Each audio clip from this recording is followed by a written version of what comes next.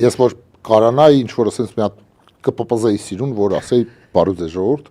Մենք դա կանենք եթերից հետո։ Հա, եթերից հետո կարեք նկարեք, հետո Facebook-ում դնեք։ Լիքը կարևոր հարցեր կա կուտակված, քանի քեզ բռնացրել Բայց բան ասեմ, էլի մի անգամից ներողություն եմ ուզում խնդրեմ իմ հայերենից համար։ Հայերենս քուչի, պատերազմի, պոլիտեխնիկի հայերենն է ու վստահաբար ինչ որ մենք ունենք Վարուժան Գեղամյան, որը սա կբացատրի հայերեն։ Որպես պատվավոր հումանիտարի, հա, չգիտեմ, այս հասարակագետ, որպես պատվավոր հաստատված Պեգասուսակիր, Պեգասուսազոհ ու ինչ որ այտենց տարբեր հետաքրքիր բառեր գրքի այդ միկրոֆոնը գրքի։ Հա, այդ ամեն ինչով ես ուզում եմ կինոն սկսված։ Հա, էլի ներող մի խոսքով այս ամեն ինչի համար։ Այո, հիմա ասենք այդ Պեգասուսը ինչ է արագ, ուրեմն Ռուբենի հետ մեր այսպես ծանոթությունը շատ վաղուց է, երբ որ ես տակավին ուսանող էի, նա արդեն դյացկա, այո, ապրում եք նա երիտասարդ տեսքին, բայց Ռուբենը օգնել է ինձ բացահայտել, որ իմ հեռախոսը լրտեսական ծրագրով է վարակված, ինձ հետևում են չիմացանք ով ամենայն հավանականությամբ ես կարամ ասեմ, որ ես վստահ եմ,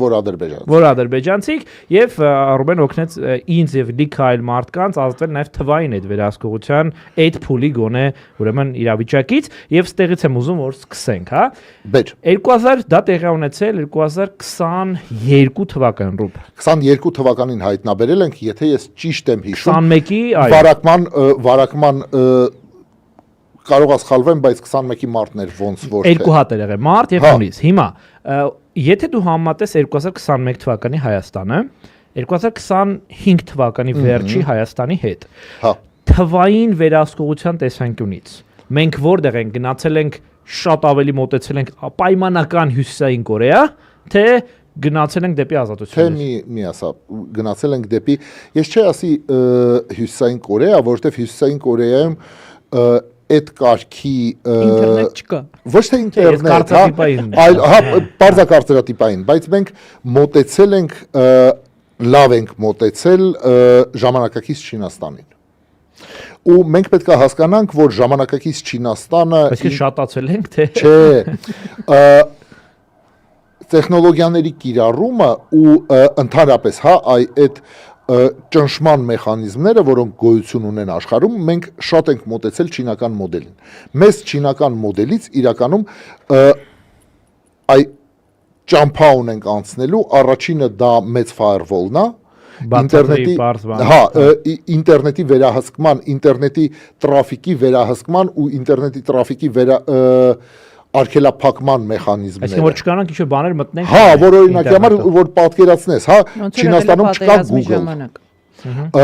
Չինաստանում կա չինական App Store, չէ, Baidu-ն մի կողմ։ Apple-ը սարքել է հատուկ չինական App Store, որ Չինաստանի կառավարության կողմից հաստատված application-ները հասանելի լինեն չինացիքին։ Այսինքն կան application-ներ, որ չինացիքին չպետք է հասանելի լինեն։ Որովհետև իրանց համար Հա, հազար ու մի պատճառով։ Ու ասում են դե ոբշի է զտած App Store-ը դուք օգտագործեք ու Apple-ը համաձայնվել է դրան, որովհետև չինական շուկան Apple-ի համար շատ կարևոր է։ Լավ, բայց չինական շուկան կարևոր է, Հայաստանը դժվար մեր համար առանձին App Store։ Մի վարքյան էլի տիկին Էլիբեգովա, թող ես հաջորդ մասը ասեմ, ինչով ենք տարբերվում, հա, ու նոր կանցնենք առաջ, որովհետև այդ հաջորդ մասը մի քիչ կարևոր է։ Չինաստանում հիմա ներդրվում է համակարգ, որը կոչվում է social credit։ Ու այդ social credit-ի համակարգը շատ հետաքրքիր է։ Ինքը հիմնված է արհեստական բանականության վրա, ու արհեստական բանականությունը հետևում է հանրային տարածքների բոլոր տեսակները։ Ու օրինակի համար տեսնում է, որ մարդը սխալ տեղ է անցնում փողոցը։ Կամերաներով, նայում է բոլորին, հա։ Նայում է բոլորին ու տեսնում է, որ օրինակի համար Ռուբոն սխալ տեղ է անցնում փողոցը ու էդի անում է միշտ ու քանի որ Ռուբոն այտենց բաներ անում, իրան պետք է մի թեթև պատժել, բայց քանի որ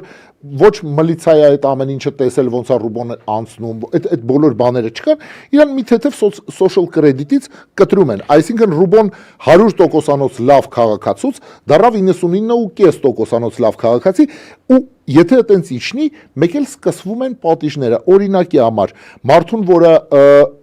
վերացական ինչ որ 70%-ից կոնկրետ թիվը չգիտեմ, հա,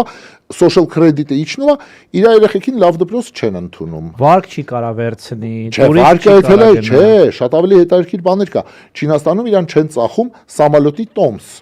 Ասում են դու մենակ պոեզդից օգտվի։ Եթե էլի է իջնում, պոեզդի տոմս էլ չեն ծախում։ Ավտոբուսով։ Հա, ավտոբուսով, իսկ Չինաստանի չափերը պատկերացնում եք, չէ, այդ նշանակում է, որ մարդուն զրկում են տեղաշարժվելու ազատությունից։ Այդ երկու բանը մեր մոտ դեռ չկա, բայց կարևոր մասերը այս ամեն ինչի։ Օրինակի համար քրեական հետապնդումը ինտերնետում արած արարքների համար, իսկ մենք տեսնում ենք, հա, Վազգենի ու Նարեկի օրինակով, որ գոյություն ունի ընդհանրապես, ես տենց բան չգիտեմ, հա, ինտերնետում խուլիգանություն։ Այսինքն խուլիգանության այդ հանցակազմը ինքը միշտ եղել է հանրային վայրերի մասին։ Ինտերնետը հավասարեցրել են հանրային վայրերին, իմ համար մի քիչ զարմանալի է։ Մի խոսքով, ինչ է ես ուզում ասել, ինտերնետում խուլիգանություն հոդվածը դա Հայաստանի գյուտն է։ Տենց հոդված չկա, առնվազն տրամաբան, այն երկրների մասին, որոնց մենք անվանում ենք օրինակելի, ցիվիլիզованный, զարգացած քաղաքակիրթ։ Ես ես բերեմ օրինակ, հա, որ պատկերացնեք։ Կա Եվրոպայի խորհրդի ECIGR-ի Եվրոպ դատարանի այսպես կոչված, հա, հատուկ փաստաթուղթ, որտեղ նշված է որտեղ է ազատ խոսքի ու անպարկեշտ խոսքի տարբերությունը ու այդտեղ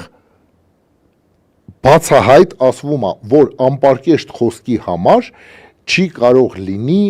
կալանավորում։ Այդ մասը մեր իշխանությունները խախտել են։ Ես հուսով եմ, որ այդ գործերը երբ որ հասնեն Եվրոդատարան, պարզայել լինելու է տարիներ, բայց ես ահավոր հուսով եմ, որ մեր իրավաբանները դրանով կզբաղվեն, որովհետև այս նախադեպերը, տեսեք, երբ որ եղավ առաջին անգամ տղաների ձերբակալումը ու այդ կալանավորումը ու եթե ես ճիշտ եմ հիշում, չէ, 4 ամիս էր, չէ, 2 ամիս։ 2 ամիս էր, 2 ամիս այդ ամեն ինչը տևեց, այդ դեպքը